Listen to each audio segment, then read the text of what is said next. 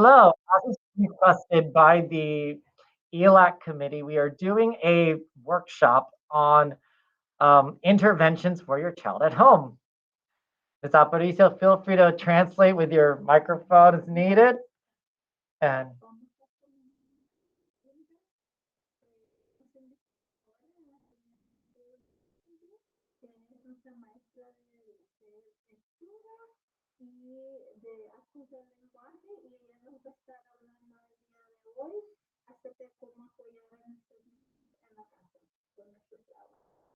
I hope you guys enjoy the presentation. Captions in Spanish if you need them.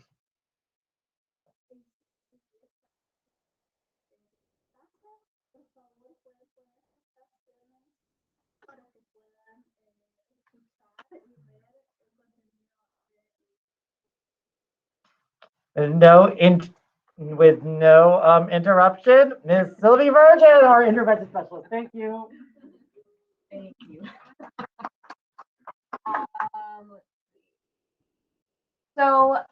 If at any point you need me to slow down or if I'm talking too fast, just raise your hand and we can have Ms. Aparicio translate. Like Mr. Tan said, my name is Sylvie Virgen and I'm the literacy teacher here at McCullough.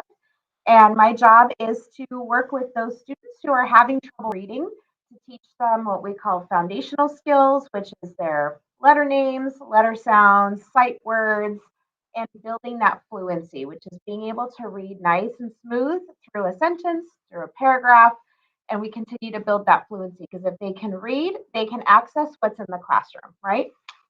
So I had set this up for Parent Involvement Week.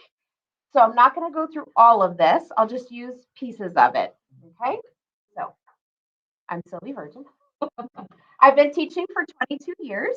I am a reading specialist. It doesn't make me an expert in everything in the field because it's constantly changing in the area of reading, especially right now with the science of reading. They're studying the brain and what happens in our brains when we learn to read.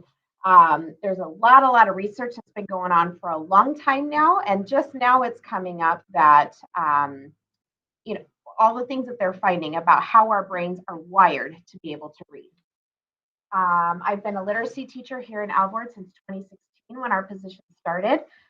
This is only my second year at McCullough. I was at Colette for the last 5 years before coming here, and I worked at Promenade my first year as well. And I love what I do. I love my job. And I added this quote on here: the influence of a good teacher can never be erased. I do what I do because of the teachers that I had. So just to give you some background on me, I grew up not speaking any English until I went to school. And unfortunately, no one spoke my language. And I had two languages being spoken at home. My parents immigrated here from France in the 70s, and they spoke French to each other, and they spoke Basque to my brother and I. So no one ever even heard of Basque or what it was or what it sounded like and had no idea how to help me. So I was a struggling reader also growing up, and I had amazing teachers that, do you need me to stop? Yeah.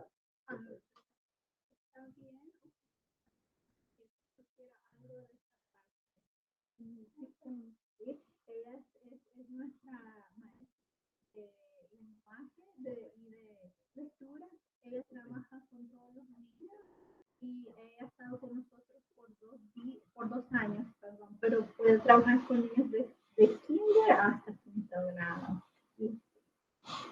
Okay, so I had teachers that really worked with me and helped me. And did I ever become the best reader? No, but I learned how to read eventually and was able to go through college. And I know the biggest question that I get, especially from parents that have a hard time with English, is I don't know how to help my kids. I can't read with them because I don't speak English very well, or I don't read English very well. My parents didn't either, but they still valued it. And they still valued the time of going to school, doing the best for yourself, because they came to this country to give us a better life. And so they valued that homework time. They wouldn't sit down and read with us because they didn't know how, but they still encouraged it. So that would be the number one thing is, first and foremost, encourage the reading. Even if you're not able to do it with them, or read to them in Spanish. There's nothing wrong with that. If you can read a storybook in Spanish, read in Spanish.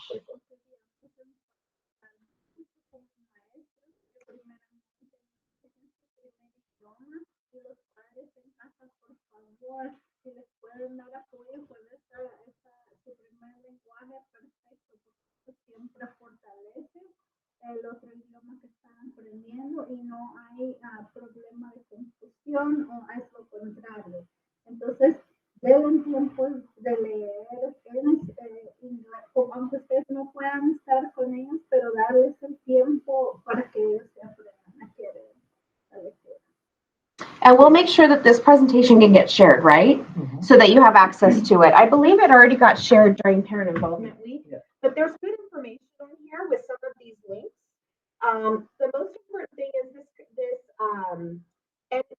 NESCA organization did a study, and they found that reading for 20 minutes a day, 5 days a week, can expose your child to 1.8 million words in a school year. Y esta parte muy importante porque aunque son solo 20 minutos, pero al día para que tengan el hábito. 5 días a la semana, eso es lo que hemos encontrado. It helps with critical thinking skills, which is to think kind of outside of the basics. I don't know how to explain that, critical thinking skills. It's the higher level thinking. So rather than just the dog ran through the park. Where did the dog run? He ran through the park. Why was he running through the park? So critical thinking would be thinking outside of that. Maybe he was being chased by another dog. Maybe he was playing. So that critical thinking is those higher level thinking skills.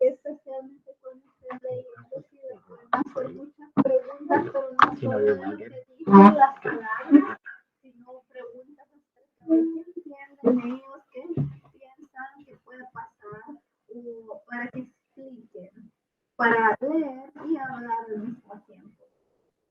And then it also creates empathy because you're now reading stories about somebody else's story, somebody else's situation. I see Martin Luther King right here. The kids heard a lot about it. They probably read stories about Martin Luther King. So hearing what he went through and his experience and reading about it creates empathy. So you start to understand and feel what somebody else has experienced.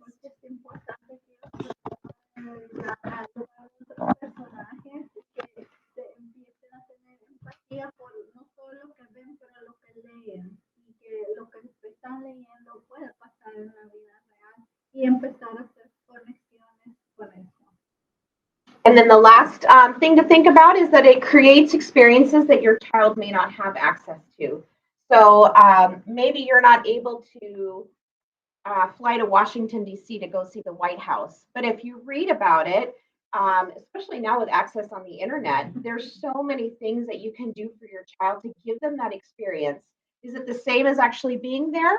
Probably not, but it's comparable. So you're giving them experiences and that vocabulary of different places around the world that maybe they wouldn't necessarily have access to.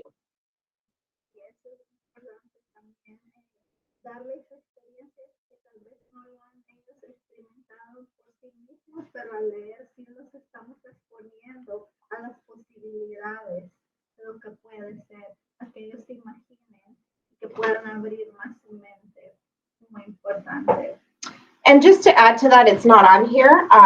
So, for kids like Ivan and Fabian who are 5th graders, right, Ivan? You're in 5th grade? Yeah. So 3rd, 4th, 5th grade and older, 20 minutes a day. When they're little like Roman, 10, 15 minutes a day, right? Just spending that time reading with them. Even as babies, it's so important, even when they're small babies, to give them that example of how do we read from left to right, turning the page and just hearing stories. That vocabulary is so important for these kids to help them to progress.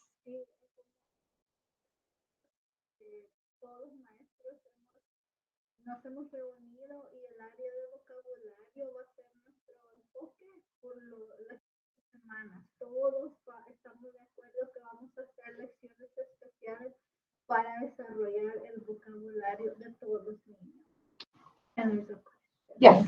There's a specific type of literature that the kids have to be reading depending on the grade that they are. I mean, yes, but no. And it's a little controversial because yes, a lot of parents think, okay, well, they're in second grade or third grade, they should be reading chapter books. But you also want to make sure that they are enjoying what they're reading.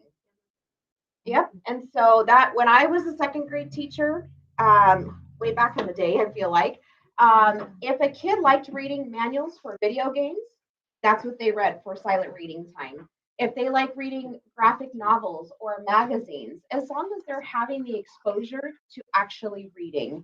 The chapter books are good because they get exposed to a storyline and they have to really keep their attention and be able to follow along through the chapters. But it's not like by second grade, they should be reading a chapter book, or by fifth grade, they should be reading all the Harry Potter books, you know.